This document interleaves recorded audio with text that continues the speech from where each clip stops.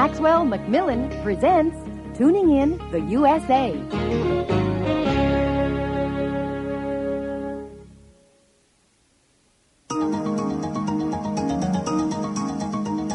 Today on Tuning In the USA, we are with Susan and her friend Harry Bennett in Chinatown, a special neighborhood of New York City.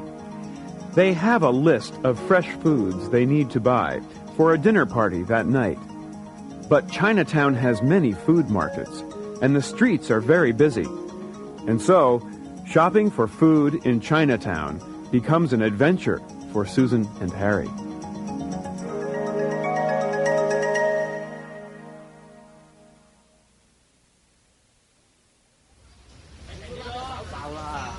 Look, Harry, these vegetables are so much fresher and nicer than the ones I usually find at the grocery store. They're so much more unusual than the ones you usually find at the grocery store. Susan, what's that? Is that an eggplant?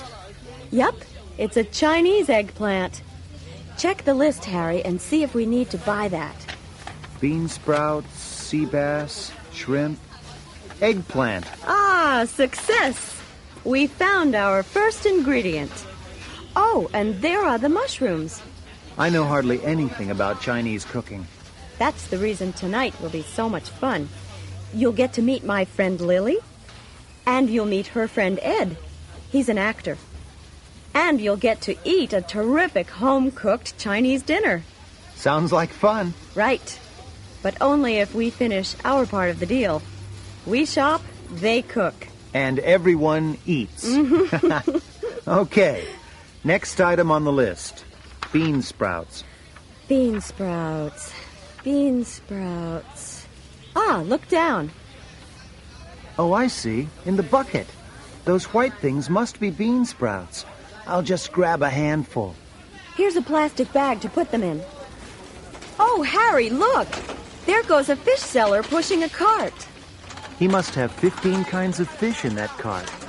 Come on, Harry. Let's buy the shrimp and the sea bass from him. Okay. You follow him. I'll get the bean sprouts and pay for the vegetables. Then I'll catch up to you. All right.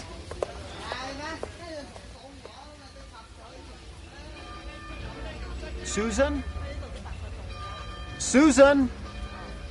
Excuse me, officer. Have you seen a woman about this tall with blonde hair and... Sorry, mister. 100 people pass this street corner every few minutes. Maybe I saw her, but I can't really say for sure. I understand, officer. Thanks anyway. Good luck. Harry! Oh, there you are! Susan! Am I happy to see you? I thought I lost you. And I thought I lost you. I went down the wrong street. Well, we found each other. And it's a good thing, too. We have to finish our shopping. Did the man with the cart have the shrimp and the sea bass? Yes. Look in the bag. They're beautiful. And just wait till you taste Lily's cooking. Susan, if eating Lily's dinner is just half as interesting as buying the ingredients for it, well, I'm sure it will be great.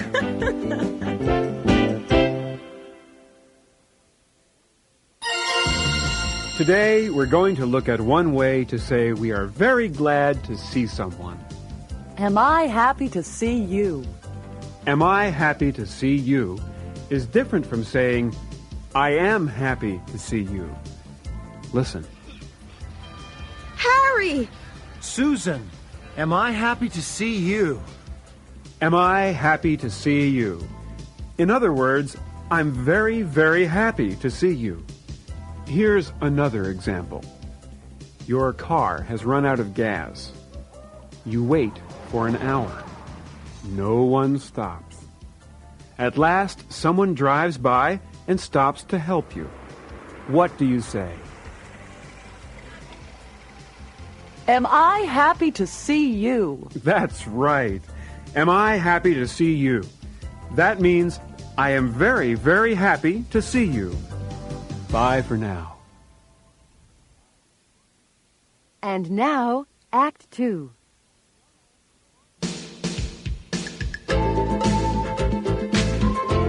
This time on Tuning In the USA, we are at Susan's apartment in New York City. There's a dinner party going on. Susan and her friend Harry bought the ingredients for the meal. Lily, a Chinese-American friend of Susan's, is cooking dinner. Ed, an actor, helps chop the vegetables. As they discuss the American diet, everyone agrees that it's changing for the better.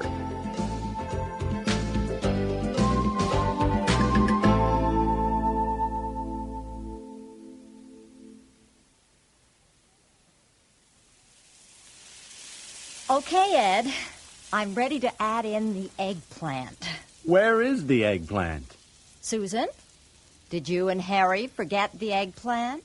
Of course not, Lily. I know it's in one of these bags. Here we are. The eggplant. Okay. I need to start cooking it now.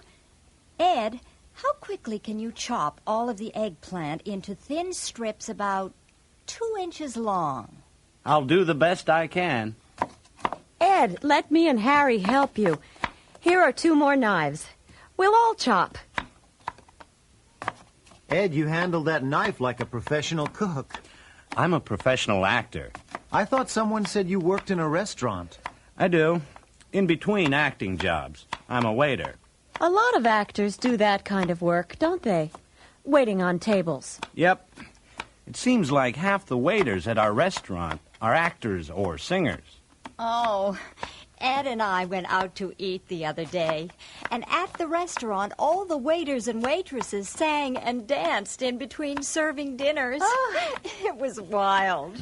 I guess they'd have to be actors to get a waiting job at that restaurant. That's right. And I'll bet all of them are hoping to be out of that job and in a great new play or a film. That's the actor's life, always changing. True. But there's change in every job. I mean, look at the food and restaurant businesses. Talk about change. The American diet is much different than it was 10 years ago. I guess people are eating more healthy foods. Much healthier. Here's the eggplant, Lily, all chopped. Just think about it. Are any of you eating the same way you ate 10 years ago? I know I'm not. I was just starting my own business then. I didn't have much money. Once, when I was working late, I ate a whole box of chocolate donuts. Chocolate donuts? Oh, no. That sounds terrible. The next day, I promised myself never to do that again. The tea kettle. Oh, Ed, we forgot to set out the teacups. Would you do that, please? Sure thing. A cup for Susan, a cup for Lily, 2 cups for Harry. 2 cups for Harry. Green tea is like medicine. The Chinese believe it makes you healthy. So, what does that have to do with me? Aren't you the guy who ate a whole box of donuts?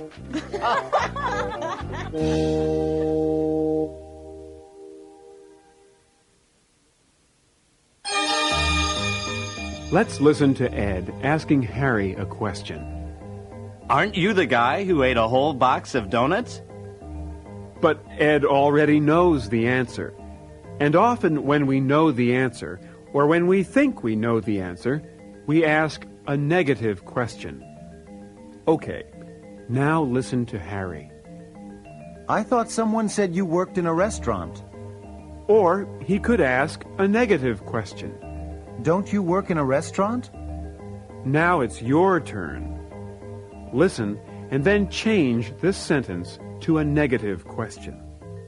I thought you were going to cook. Aren't you?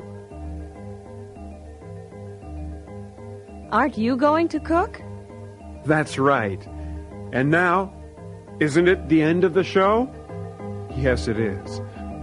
Bye for now.